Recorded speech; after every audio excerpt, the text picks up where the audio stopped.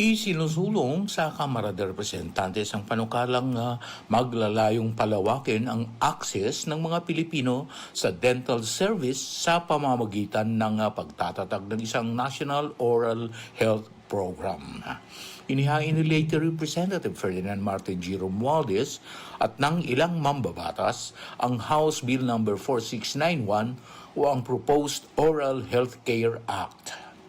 Layo ng panukala na isama ang serbisyong pangngipin sa pangunahing sistema ng pangkalusugan ng bansa at matiyak na ito ay abot kaya at naaabot ng lahat, lalo na ng mga mahihirap, bata, buntis at senior citizens. Sinabi ni Romualdez na ang kalusugan ng ngipin ay hindi dapat ituring na hiwalay sapagkat ito ay mahalagang bahagi ng pangkalahatang kalusugan.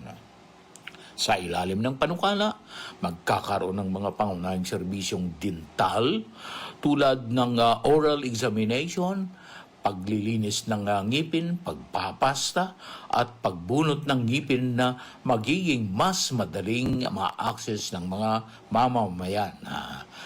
Minamanduan din nito ang PhilHealth na palawakin ang mga benepisyo nito upang masaklaw ang mas maraming serbisyong dental para sa mga adult at mga bata.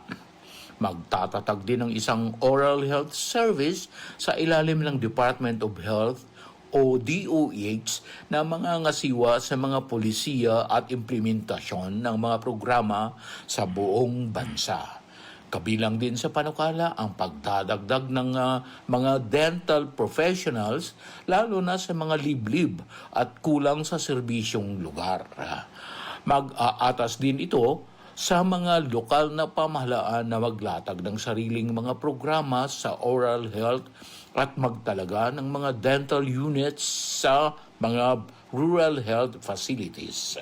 Upang mapalakas ang kamalayan ng publiko, itatalaga ang buwan ng Pebrero bilang National Oral Health Month.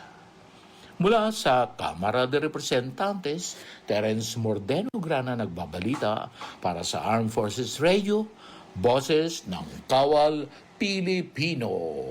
Thank you very much.